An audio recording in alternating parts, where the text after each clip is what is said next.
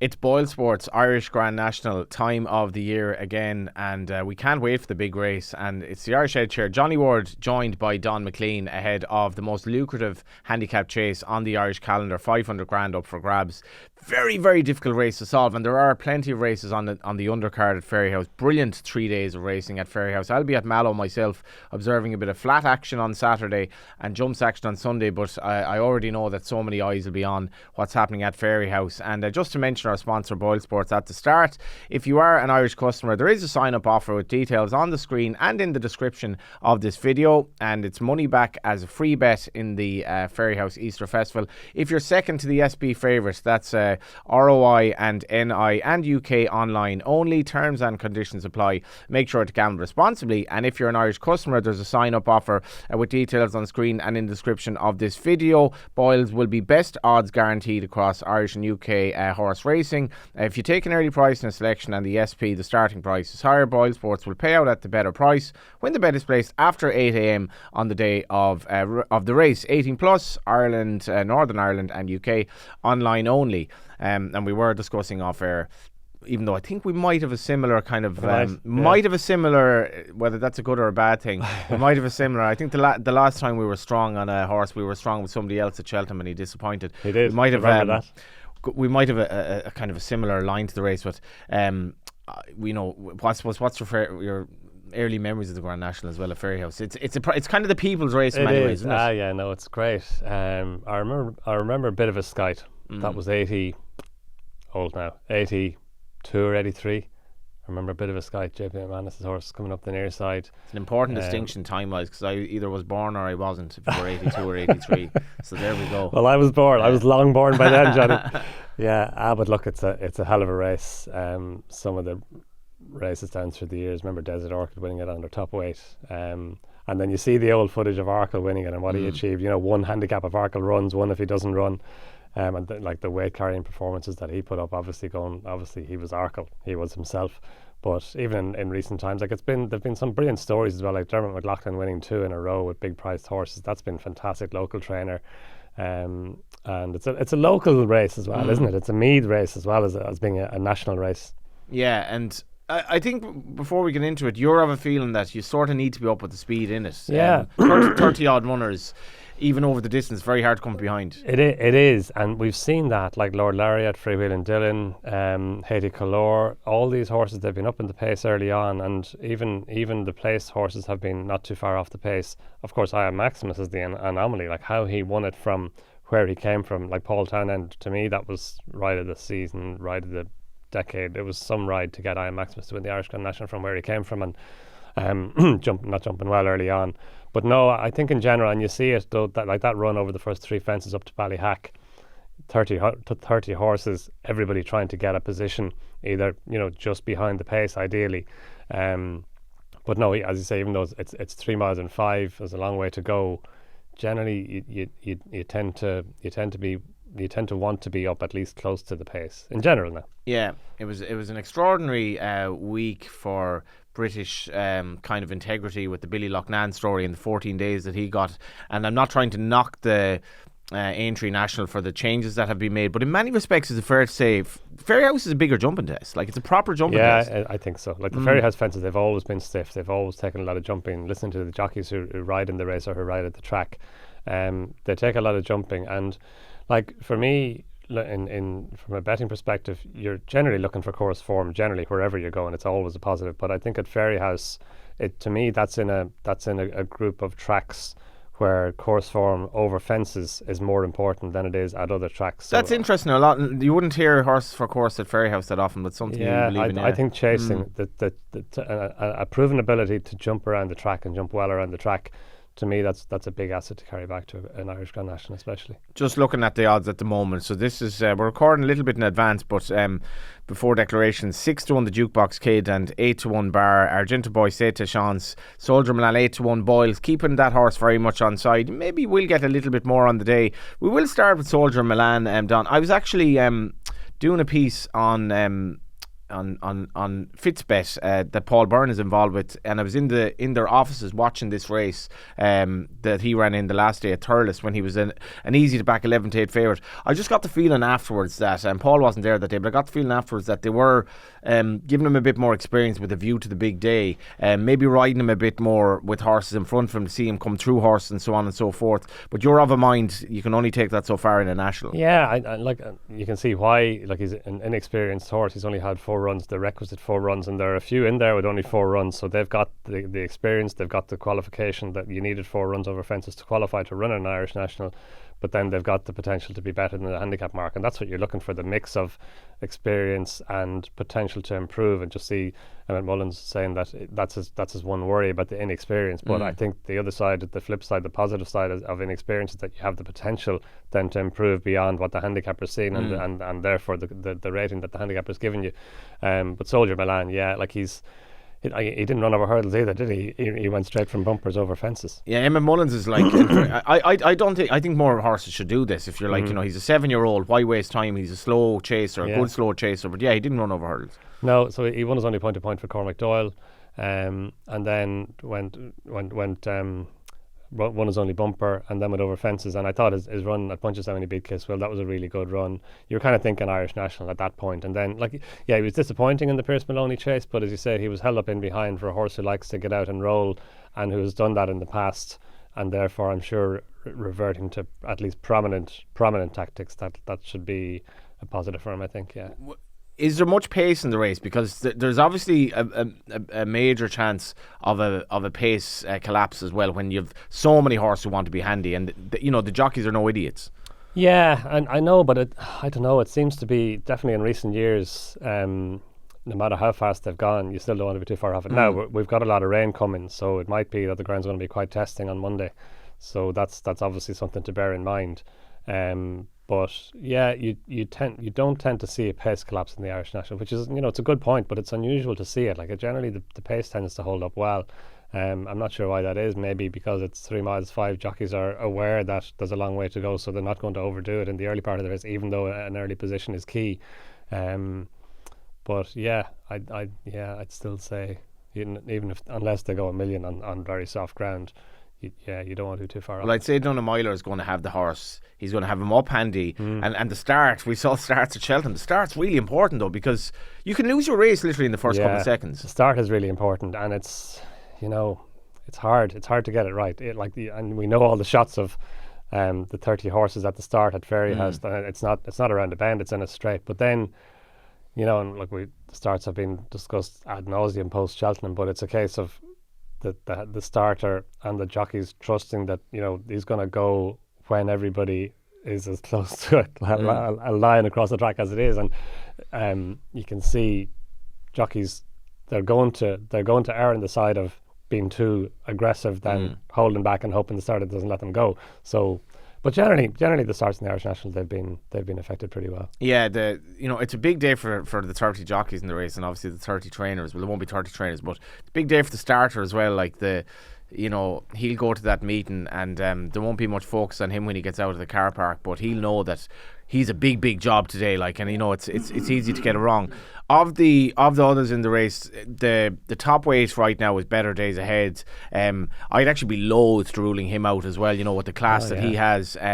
Gordon Elliott had I'd say a relatively disappointing Cheltenham. You go back to his novice form, they're beating Stellar Story, second to Croke Park. Very, very solid horse. Even that second to Staffordshire Noddy stablemate and Navan, very good run. Yeah, well, he's been trained for the Irish National this year, hasn't he? Like last year, he was a top novice, finished third in the Brown Advisory Chase, contested all those 1 to 10 up chase as well, I think, last year.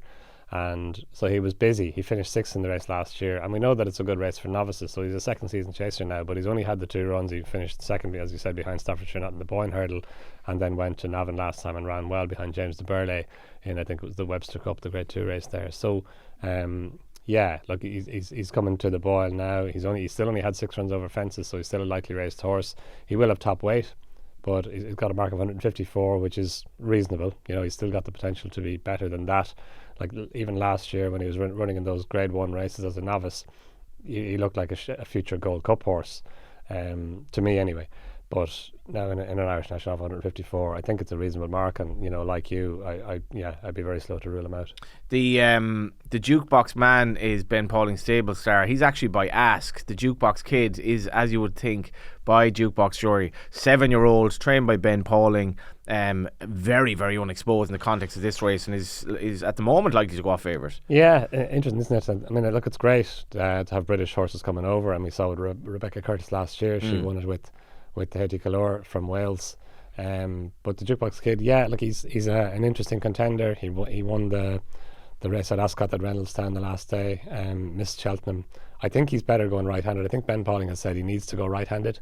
So obviously Fairyhouse is right-handed. I'm sure he's been trained for this race since then. Ben Jones will also be again trying to get, he'll be like, I'm trying to get the lead here. Yeah. So he's a horse who does like to go forward in his race, and he's another one of those 7-year-olds, run just 4 times over fences. So it's a case of, does he have the experience to be able to mix it in an Irish National? And if he does, then he's a progressive horse. He's a classy horse as well. We don't know how good he is or going to be over fences. So big player in the race. Give us the forecast, though. What else do you like in the race? Some job to get the forecast up in this now. Some job to get the winner, I'd say. Soldier Milan is definitely high on my list. Argento Bias is high on your list as well. He's a real staying horse, real stamina horse. When he won the Grade 3 race at Naas, there he stayed on really well to get the better of Boss of the Brownies. And the time before that, when he won at Punchestown, that was a race in which it kind of fell apart a bit. Ballygunner Castle fell and brought down Slade Steel, so that wasn't ideal. But still, he stayed on really well to win nicely. So he's a classy horse as well, and he's kind of shaped like an Irish National horse for a while, hasn't he? He's a real stamina type horse. Again, another 7-year-old who's run 4 times over fences, so got lots of potential to improve again. I thought Seta Chance won well the last day. He won the Pierce Maloney chase the last day in which Soldier in Milan was beaten, and he stayed on really well to win the beginners chase. He showed at Gowran how he handles proper bad ground. Absolutely. Like, he was 4th jumping the final fence, and he got out. That was a hell of a finish. Soldier Milan led early on in that race as well, but he finished 4th. He was beaten half a length or something. So he's another 7-year-old who's run 4 times over fences. So he's a progressive horse as well. But the other one I put into the mix is Gormagat of Colin Murphy's. Like, he won the Nosnaree chase over 2.5 miles, and then last time it looked like he was going to go and win the Leinster National. The horse he was challenging, the Martin Brazel horse, fell at the final, or unseated at the final fence built by Ballymore. Yeah. And at the time it looked like that handed him the race on a plate, but actually it probably might have been the reason for his defeat, because he seemed to idle on the run in, and the lovely man came and got him. But I think the step up and trip will suit him. He's bred for stamina. He's a brother to Cada Harley, who won a Killarney National over 3 miles and a quarter, and is another likely. He's only 6. Now, he's had 6 runs over fences, so 2 more than some of his rivals. But just like his profile, I like that he's continuing to improve. He's like a lot of them. He's got the potential to improve again for stepping up and trip. Like 3 miles 5, there are very few horses have run over that trip, so the stamina is an unknown for most of these horses, and there's a sense of, if you know he's got the stamina for the trip, is he fast enough to win it? Like, was it Lester Pickett say that about Derby horses? If you know that he stays 1.5 miles, is he fast enough to win it? Yeah. But no, Gormagat there, he'd be in my list as well. Yeah, keep an eye out for each way places, extra place on the race. Very, very tough race, but Fairyhouse commences on Saturday, and tomorrow's racing is, recording this Friday, tomorrow's racing is very, very good, and possibly a bit more punter friendly, we shall see. But we'll start with the 240. This is the BOYLE Sports Mares handicap chase, and Don alluded to it there. Just keep an eye out for the ground conditions. As I came into Dublin today, it's hammering rain, but it might not be. It's yielding to soft with sort of rain on the way. It might not be bottomless, and it is very interesting to know how it's going to ride in this race. The likes of Bioluminescence, Don, who's top weight under Mark Walsh, will love an ease in the ground. I still have a mind to keep an eye out for Crescent Moon. This is a horse I've followed. She won at Fairyhouse basically at this meet last year, landed a gamble off 106 over hurdles. And she was a horse I was trying. I remember being I mentioned Cork. I was at Cork in January of last year, and she was mad eye catching in second. She's been kind of in and out since. She's actually only won one race, but she comes here rated 115. If she puts it together, she could be very interesting. And the last time she ran at Fairyhouse over fences, she actually ran very well, and she was sent off favourite. Conor Stone-Walsh is going to ride here. Gavin Cromwell's horses have been in good nick. Rated 116 despite of uninspiring form letters. What do you like in the race? Yeah, like you can see bioluminescence. You can see her running a race. Stable mate, stable companion. Mark Walsh takes the ride for JP McManus and Gavin Cromwell. Like she's a classy mare, isn't she? Like she finished second behind Dino Blue in the Opera Hat Chase last time. You have me in Stitches, who finished third. James Motherway's mare. She came out and won the Hugh McMahon Chase next time, a Grade 3 race. The rain is a positive for bioluminescence, I would have thought. So I think she's a worthy top weight. Ballybone Belter's in there as well, another JP McManus horse. Trained by Liz Doyle, and she was good in winning the Tim Duggan Chase. I know Conyers Hill fell at the second last when he was travelling well, but she was coming at him. Kerry de Blaze fell, and Di Capo unseated at the last, but she had those beaten. But it was a good performance, and that's a couple of runs ago. She was beaten behind O'Toole at Leopardstown the last day, but she's got a mark of 130, which is just £6 higher than she was for the Tim Duggan Chase. So she comes into it, and Kilbarry Saint. I'd say I'd have Kilbarry Saint top of my list. She's thought she was good the last day at Clonmel. I know like she was entitled to go and win it, but she won it well. She beat Gay Cool and I'd Calum, and she and Gay Cool pulled clear of the rivals. She's a classy mare. She was second behind Spindleberry at Clonmel in the listed race there back in November. She finished third behind Ganya Cree and World of Fortunes over hurdles in the Covega hurdle, a listed race there at Punchestown, and then World of Fortunes, James Kenny's mare, went on and won a good race at Kelso, I think the following week or 2 weeks later. And Kilbarry Saint, she comes into the race on a high. Soft ground will be no issue for her. Danny Mullins rides for Con O'Keefe, so yeah, I think she could go well. Yeah, the very interesting mares handicap chase 240. That brings us on to the series final of the novice handicap hurdle at 425. They stretch out 3 miles here. Wow, if the Grand National were competitive, this is like, because you're going into you're looking at the card and you're sort of fancying the horse, and then you're thinking, oh my God, there are about 10 dangers there. 10. My proverbial pin landed on a horse that I have been following a bit, Court Compliance. Right, yeah. I remember talking to Gary Bannon, who does the main part of the training, I suppose, for Bill Durkin before the horse was beaten. I think it was the first race on St. Stephen's Day of all of the meets. The first race was this early, well fancied horse that I tipped at Down Royal, and I was watching it. On my phone in a tie, I remember. So I was on Christmas duty with the missus, watching on my phone around the Barrow River, I remember, and I just remember sometimes when you're watching a race and it was beaten anyway, but the horse your main bet on St. Stephen's Day was the first race of about 140 races, probably 11:30 in the morning or something. And it might have been right horse, wrong day, Don, because he was beaten. He was second to Champagne Kid before that, second to Times Are Changing, a good race at Navan subsequently, and he's very good in another good race at Punchestown last time, 126 rated. But then you have the likes of Star of the Week. He's a horse I really like. He was actually turned over at Down Royal himself 2 runs back. Then he won very well at Naas. But Arthur Moore, the wily Arthur Moore, you might say, 2 miles up to 3 miles. It's a major. Whereas Court Compliance, we pretty much know he stays 2-6 at Navan, and I know there's confidence behind him. But what a race this is! Yeah, it's a hell of a race. Definitely have Yes Hill in there as well. I know he was pulled up last time, but that was in the Nathaniel Lacey race, a Grade 1 at the Dublin Racing Festival, when he got out in front, and just whatever happened to him around at the end of the back straight, he just was pulled up in the end. But I think he's obviously better than that. He finished third in the Doran's Pride hurdle behind Kazansky, and county final when he led early on was headed at the second last. Kazansky came out and finished second in the Nathaniel Lacey race, so Kazansky's rated 138 and he's rated 125, so it just shows you that he could be well handicapped in the mark of 125.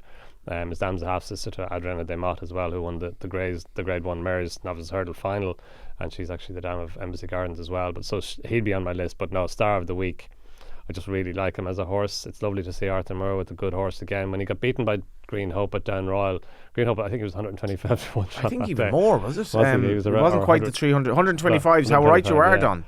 Yeah, I was there that day. That's how I remember it. It is mad, like if you're a punter and you have a bet like that and you're done by a horse at 125, so you're done by the 300 to 1 shot the other day. I know. You just got to get on with it. Yeah. But like it's easy in hindsight. He shouldn't have been 125 to 1. Like he had a profile going into the race that I looked back on and then realised that entitled him to have a chance. But start of the week ran well that day, and then the last day at Naas, he was very good. Like he just. Geez, the trip though, Don. It's Yeah, like it's no, a major. I'd be very worried about that. Not that he might not necessarily stay, but this is the first go at it. Yeah.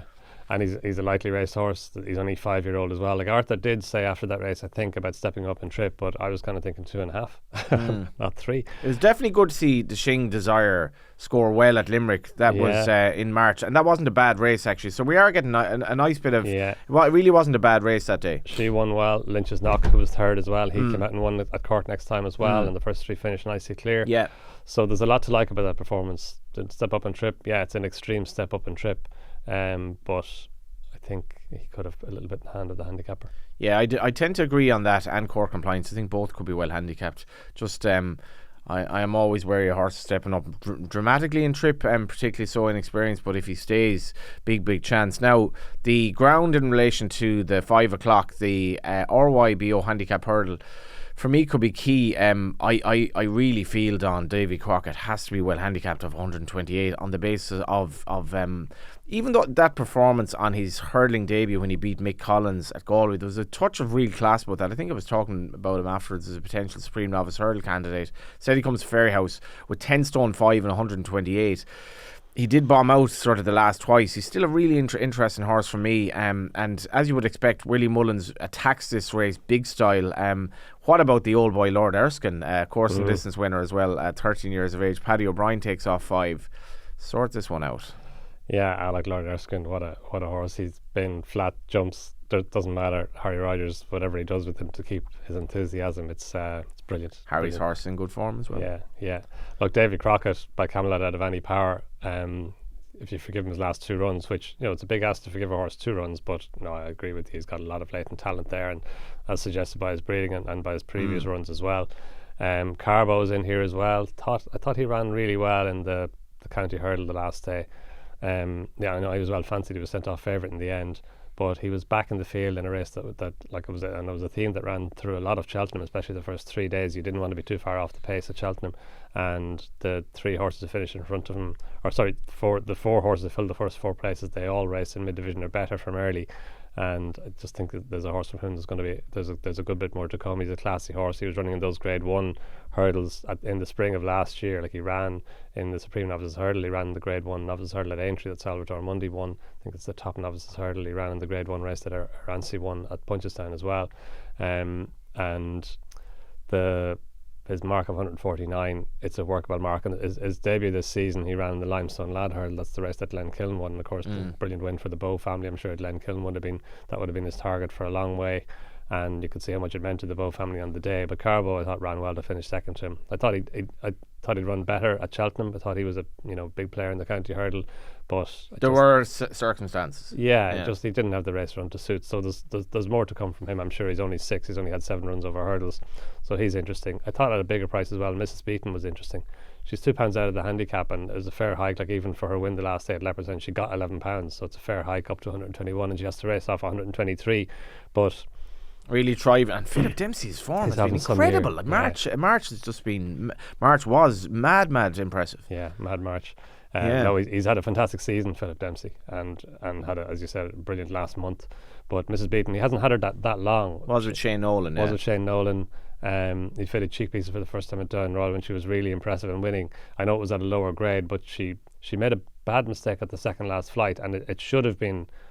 If she only had a little bit in hand, it should have been enough to scupper her chance, but she was quickly back on an even keel and then went away, won impressively. She got £8 for that. She went to Leopardstown last time and was impressive in winning again on soft grounds. The rain's a positive for her. Cheek pieces on again now on Saturday, tomorrow. Yeah.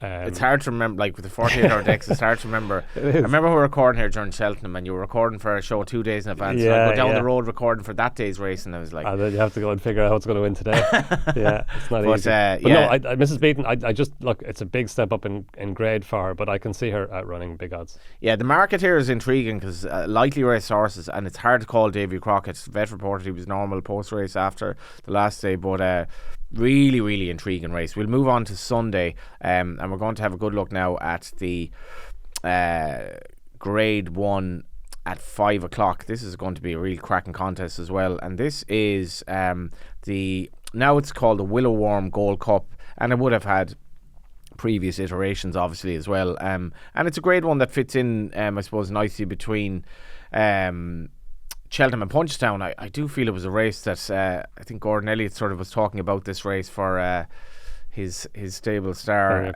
Romeo Coolio, rather than you look back in Cheltenham and the owners wanted one thing, Gordon wanted another. The owners probably got their way and Romeo Coolio just disappointed, and he obviously isn't coming here now, but I imagine this was a race that would have suited him quite nicely. As it is, we've an absolute scatter of horses here rated 150 plus. I mean, we're looking at it now, Don, pre-declarations, but the likes of, Pure Steel, if he could build on his kind of good form this season. 6 Mile Bridge is there. Western Folds had a hell of a campaign. The big Westerner, of course, who was scratched from Cheltenham, is going to take very, very high rank should she show up. And the likes of Salvador Mundi as well. We don't know what's going to turn up, but it's going to be a good race, this. Yeah, no, it's a hell of a race. It always is. Like most people know, it's the Pars Gold Cup, the old Pars, which, and you kind of touched on it there, Johnny. It's 2.5 miles, so it's a great trip. It's, and especially given there's no 2.5 mile Grade 1 novice at Cheltenham anymore. It looked like the race for Romeo Coolio, as you said, that this intermediate trip. It's a pity he's not in it, but I suppose a similar horse to him is Kappa Pike, who didn't really, he was either Arkle or Brown Advisory Chase at Cheltenham. He didn't go there, so he's probably going to be favoured for this. And he seems to be a horse that's continually underrated. Like he obviously doesn't impress at home, because he's surprised connections in both his last 2 races over fences. He beat Salvatore Mundi at Thurles and then went to Punchestown last time and was really impressive in beating Jacob's Ladder. Are you a bit surprised the big Westerner is a general 7-1 here? A little bit. I think she'll probably contract now with the rain. It's 2.5 miles, probably on the sharp side for her. She's probably more of a staying mare than that. But look, she's classy. Like, she finished second in the Albert Bartlett Hurdle. Well, that race as well against Jade de Grugy, I thought that was a brilliant race to watch at Limerick. Even You Have Me in Stitches, who was third, was very, very good the last day. Yeah. That was a proper race. No, it was, and she was good in winning it.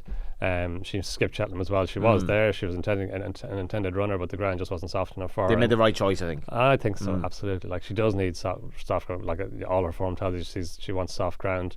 Henry de Bromhead kind of saying that maybe she doesn't need it as soft as, definitely as I always have her as a really soft ground this mare. Trip anyway. Yeah 2.5 miles definitely. Like, it was, and in fairness, it was good to soft ground when she finished second behind Jasmine DeVoe in the Albert Bartlett. And she was a bit unlucky. Yeah. I don't think she'd have beaten the winner. She was hampered at the second last. But look, she probably would have got closer to him than she did. But no, she's a classy mare, and if she does run, and if the rains continue to fall, then she's going to be a big player in the race. You mentioned Pure Steel, let's come into it as well for Jimmy Mangan. 6 Mile Bridge, great that he's coming over for Fergal O'Brien. I think he provided Fergal O'Brien with his first Grade 1 winner over fences when he won the Scilly Isles. Just thought the Scilly Isles kind of fell apart a little bit. Kidspool obviously fell or unseated, and that was early on in the race. Calaconte, she probably didn't run a race in the Scilly Isles. So look, it was a good performance for 6 Mile Bridge to win, and he's 3 for 3 now over fences. He's unbeaten. Brilliant that he's coming over. Just think that, the likes of Kappa Pike and the big Westerner just might be a little bit more classy than him. The other horse worth mentioning, he's a bit of a forgotten horse this year, is Jimmy Desoy. If he does run, now he probably wouldn't want the ground too soft, but he beat the big Westerner in a beginner's chase at Fairyhouse. Again, we're back to course form. Big Westerner that day, I remember it well. I remember it well too. I didn't bag either, but it was a good performance. It was a good race. It was a really interesting race, wasn't it? Like, at that stage of the season, these two kind of novices that could go on to be Grade 1 I thought horses. she did so much right that day, and he was still quite comfortably better than her on the day. Yeah, no, he beat her on merit, I thought. Now, it was her first run, like it was his first run, but she probably improved from that. And he was beaten. He's been pretty well beaten in his last 2 runs. But I thought in the Faheen chase at Limerick, he just didn't jump out of the ground. He just doesn't handle that really soft ground. He race was over early. Yeah, he missed all his early fences. He put a line through that. I thought he'd run better at Leopardstown the last day and at the Dublin Racing Festival than he did. But again, soft ground. Now it's going to be soft ground again, so I was kind of thinking on better ground he's going to come into it. But he skipped Cheltenham as well. The fact that he won his beginner's chase at Fairyhouse over a little bit longer than this, but more or less not much longer than this course and distance, that's a positive if he does come here. But yeah, if the ground's not too soft, he'd be my idea of maybe the value in the race. And if the rains do come and it's going to be soft ground, then you mentioned the big Western. I think that's a big positive for her. Yeah, I'd generally be with you on that. I think that's a fair appraisal of the race without knowing the declarations at this stage, Don. And Fairyhouse, like, it's not thought of as Punchestown or as Cheltenham, But in terms of concentration of good races, like Sunday's card, like these cracking graded, like even the novice handicaps, and then you have the Honeysuckle Mares Novice Hurdle. That's a Grade 1 Mares Novice Hurdle. And then you have the Paddy Keogh Ceilings Novice Hurdle, Grade 2. And you also have the Donoghue Marquise Novice Hurdle. Serious horses entered up here across sort of those 3 races. And we have that Grade 1 for the mares as well. What do you like at this stage before we know the decks? I just on your point about the meeting, I think it's a fuller meeting now than it used to be. Big time. It used to be Irish Grand National Powers Gold Cup and then the rest. But now, they've done a great job, I think, in filling it out. It's a real meeting that you can get stuck into. And like you say, it's not Punchestown, it's not Cheltenham, but it's Fairyhouse, and it's high class racing and really competitive handicaps as well. Could we see Bambino Fever reappear after such a costly? I have to say, I was so torn by her in the Mares Novice because. As somebody who's all about the price, I was like, she's a bad price. But I was kind of almost just swayed by everything I was being told. And of course, she was beaten then. Yeah, like, and the ground wasn't in her favour, obviously, but she was disappointing. Like, she was sent off a short price favourite. She was disappointing. But look, Old School Outlaw had beaten her at Naas back in December, and she ran really well at Cheltenham. She was only just beaten over a length. What if Sanouche shows up here? Imagine if Sanouche could continue that run over the 2.5 as well. Thriving, absolutely thriving. It's not beyond the bounds, is it? Like, she keeps on improving, and Colin Murphy cleverly, while Cheltenham was going on and we were all watching Cheltenham, she snuck down to Limerick and won the Shannon Spray Hurdle. And wasn't sent off favourite. And won it well as well. That was 3 miles or nearly 3 miles, but I think back down to 2.5 is fine for her. But she's been so progressive. Like, she was rated 112 when she won her maiden hurdle at Punchestown in early December. Now she's 131, so she's on the coattails of the top novices, the top mares novices for sure. She deserves a chance in the race. Hasn't been over to Cheltenham and back. She's had plenty of racing now, so she's been on the go for a little while. So just chatting to Colin Murphy there last week, and he was kind of going, at some point, that might be a factor, but he says she's in brilliant form at home. So look, it'd be brilliant if she could go and win it. The other filly worth mentioning, I think, is Place de la Nation. But she ran well at Cheltenham. She travelled much better, really well. Like, she was a big price, but she was travelling probably best of all at the top of the home straight. In the end, did she get outstayed or outpaced? I'm kind of thinking outpaced, because she's a mare who you would have thought would be good over further. Step back up and trip should suit. She was beaten by Old School Outlaw at Fairyhouse back in early February, but that was on really heavy ground. And she was way better at Cheltenham as well. Yeah, definitely. Because I was very disappointed with her Fairyhouse. I was like, she has to be better than that. Yeah, and she is. And she could be a little bit underrated as well. She's only 5'2", so 5 as well. So she's a lightly raced mare, young mare who could improve again. Any other horses on the Sunday pre-declarations? Those, across the handicaps are terrifically competitive as well, and we will see a star or two in those novice races. Yeah, interesting. The 2 novice races, they're both Grade 2s, one over 2 miles, one over 2.5. So it's not surprising that a lot of horses have been entered in both. Yeah, they're going to be declared for one. Le Labo's a horse that I like. Wherever he goes, he's going to probably run in both, or not in both of them. He's good, but he's not going to run in both of them. Dermot Well told me before how he ran a horse in 2 separate races at Laytown in the same day. I think he told me because he won one of them. He didn't win the other one, but can Le Labo run in both? Having horses running at the same meeting, or My Silver in the. Didn't she run in the Champion Hurdle and then ran the Stairs Hurdle at Cheltenham the same week? Yeah. Can fair enough, Le Labo, the son of Mount Nelson, doesn't run in both, but he's a very likeable horse. They were miles clear of Parnell Street the last day. He's not a bad horse as well. Yeah, no, it was a good run the last day at Naas, and it was his first run after a break. Like, he would have won the maiden hurdle at Cork on Hillyway Chase Day, but for falling at the last, he'd gone clear. Right. And Kazansky won that race, and Kazansky ran well then in the Nathaniel Lacey. Kazansky won the Doran's Pride Hurdle after that. So it's really good form. He went to Naas last time, his first run back since then, and he was weak in the market, but he won well, and he's just got a lot of class, I think. He's out of a half sister to binocular, or a full sister to binocular maybe. So really nicely bred horse. He's only had 3 runs over hurdles. Joseph O'Brien trains him, part owned by the Gleasons. So yeah, he's just I think he's going to go chasing next season, please God. So he's a young chaser to look forward to a lot for next year. But in the meantime, I think in whichever race he goes, the 2 mile or the 2.5, I think he's going to be interesting. Got to mention as well, Boyles is doing a new customer exclusive offer. If you bet €10, you get €60 in free bets plus a €10 casino bonus, or bet €10 and get €70 in free bets. Terms and conditions apply. Make sure to gamble responsibly. Ireland and Republic of Ireland and Northern Ireland customers only. And if you're an Irish customer, there is a sign-up offer with details on screen and in the description of this video. BOYLE Sports is best odds guaranteed across Irish and UK horse racing. If you take an early price and the SP is higher, BOYLE Sports will pay out at the better price when the bet is placed after 8 a.m. on the day of the race. And with respect to the bookmakers here, overnight price and all that, markets form closer to the off. So ATMs is a good offer there, and that's ROI, NI and UK online only, and it's money back. It's a free bet at the Fairyhouse Easter Festival, is second to the SB favourite. Remember that as well. That's 18 plus, ROI, NI and UK only. Terms and conditions apply, and ensure that you do gamble responsibly. And if you are gambling over the weekend on at Fairyhouse, it brings you all the way into Monday. And I was making this point over and over at Cheltenham. It's 4 days. It's a long slog, and you wouldn't want to be. This idea of the get out stakes is a nonsense. because you shouldn't be what are you getting out of? But don't be. If you do believe in the get out concept, the Irish National might not be the place to go. Not a good one. Maybe is there something on at Fairyhouse on Monday that might help? We have that. I actually really like that juvenile hurdle race, the 240. I have a bit of a. Gordon Elliott was slagging me over when I said I was looking forward to Fred Winter more than a lot of races at Cheltenham. But I like juvenile hurdles. I remember really fancying Bottler Secret in this race 2 years ago. And then last year, Blue Lemons won the race when I think I fancied something, disappointed in it. But this is a cracking juvenile hurdle. At the moment, we've 14 declared, including Proactive, of course, who was so highly touted before he's won the last day. And the likes of Monge 2 as well, who's been so good for Gordon Elliott. Yeah, Proactive, he was sent off as favourite for the Triumph Hurdle, wasn't he? It's disappointing there. So, and then, Fairyhouse, and I suppose punches down an entry as well to a greater or lesser extent.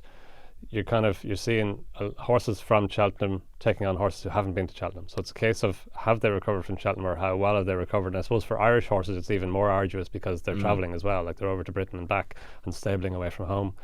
Proactive, look, Willie Mullins won't run him if he's not fully recovered from it, or if he doesn't think he's fully recovered from it. So we know that. So if he takes his chance, he's going to be high in the market. But yeah, you mentioned Monge too. I think she's really interesting. She beat Narciso Hath earlier on in the season at the Fairyhouse Happens Grace Hurdle meeting, and then Narciso Hath reversed placings at Leopardstown. He was scratched from the Triumph Hurdle, which was a pity. But Monge too didn't go to Cheltenham now, so she comes here fresh. If she comes here, she's got a few entries actually. I think she's in the Mares Hurdle as well. But yeah, I mentioned Moulin Lab as well. This is a horse of Jigginstown's that he ran at Naas first time. He was well held, but he was mighty impressive the last day. He beat Crooked Pats. It was kind of a solid type of a horse, but we'll obviously know a lot more with declarations here. Yeah, that's it, exactly. But I wouldn't be of a mind to oppose horses that are apparent second or third strings necessarily, because these horses are so unexposed as well. No, and we see it time and again with Gordon Elliott or Willie Mullins horses, the second or third strings being getting the better of better fancied horses. And in fact, in the Willowarm Gold Cup, I think Willie Mullins has a really good record in that, with horses who are not the first choice or the shortest in the market of his runners in the race. So that's a point worth keeping in mind for that race in particular. But yeah, for me, if Monge 2 runs here, she'd be the one I'd be most interested in. The final race we just have a quick look at is the 420s, the Underwriting Exchange Fairyhouse steeplechase. It looks like here we're going to have a smallish field because there are only 9 left in at this stage. Some old characters here that we know, Energy Mean, Classic Getaway, potentially taking on the Galway hero Jesse Evans, and Found a 50 as well. Was obviously had a busy campaign. Again, a race that we probably do need to see Dex for. Yeah, Found a 50 won the race last year.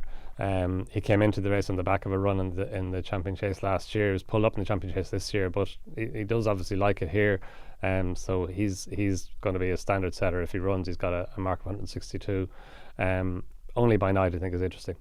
She's really likeable mare. I thought she ran a massive race in the Mares Chase at Cheltenham when we weren't certain if she'd see out the trip. It was an extended 2.5 miles, so 2 miles, 4.5 furlongs, and I thought Dino Blue had to do everything right to beat her. Now, she did everything right as well. Her jumping was very good, but she gave her a real race, and even going to the second last, I know it looked like Dino Blue was holding on to plenty. I'm not sure how much she had in hand at the end. Dino Blue won by 2 lengths, but it was a big run only by Night. She was only just beaten in the Arkle last year as well. Like, she's a classy mare. We know now that she stays 2.5 miles. And yeah, I think she could be interesting getting the mare's allowance. Keep an eye out for Zuzakel in the this Zuzukill of Tony Martin's is down to run in, actually has 2 entries. Is entered in the maiden hurdle, but is also entered in that Fairyhouse Farmhouse Foods Novice Handicap Hurdle. Runs in familiar colours. This horse was 13 to 8 the morning show at Down Royal the last day. Went off 6 to 1 for Seamus Ross. I think that might have been slightly ground related on the day, but he's a very interesting son of Frankel. I'm not even sure it were ground related, but he kind of shaped a bit better than the bare result that day. If he sneaks into that race of a low weight, he'll probably be a big price. I might ask you for your best bet over the 3 days then. I'll give the Big Westerner at the prices each way. I just like her. Right. Again, we have to see declarations, but the floor is open to you. You have 3 days. 3 days. Albeit we only decks for a bit of it. Yeah, I'd stick with Soldier Milan in the Irish Grand National. Between him and Gurramaga, can I split stakes and do Soldier Milan and Gurramaga? Right, let's do that. Because, I think Soldier Milan, like we discussed it earlier on, I think he's got lots in his favour. Look, there are lots of horses who've run just the 4 times and who have the potential to improve, but I just like that he's a forward-going horse. His performance to beat Kisswell was a really good gutsy performance. I thought he showed a good attitude that day. Trained by McMullen's, got plenty in his favour. He's got a nice weight and a rating that he could be better than. And Gurramagat, like he's building up to something like this. I think he can improve it as well for stepping up in trip. He was unlucky the last day not to win the Leinster National, and the Leinster National has been a decent pointer to the Irish National in the past. And Colin Murphy as well is having a really good season. So those 2. Great to see Colin back. Yeah, no, it's good to see him with good horses. Invoking memories of Brave Inca and horses like that, and he has Zanouche as well, who could be very interesting over the weekend. Brilliant to have you on, Don. Thanks, Johnny. When are you next on duty? Monday. Monday. You'll be there on Monday. You'll be in Cork on Monday, will you? I'll actually be in Cork Saturday and Sunday. So looking forward to the prospect of maybe getting an interview with Ryan Moore. Who knows? He will be there anyway. It's always I'm lucky to get them meetings. It's always great to know what the Ryan Moore bingo will be on the day. Sometimes he just runs off, but we can't all be like Frankie. He's easy coming, Johnny, and then he heads off. He's great if you can get him, but what a man. And Ryan won't be riding at Fairyhouse, but best of luck to the 30 jockeys in the National. It's a life-changing race, and you see when you visit Darren McLaughlin's what it means to local people and in general. It's the people's race. It's definitely the locals race, and it's a brilliant race, the BOYLE Sports Irish National in 2026.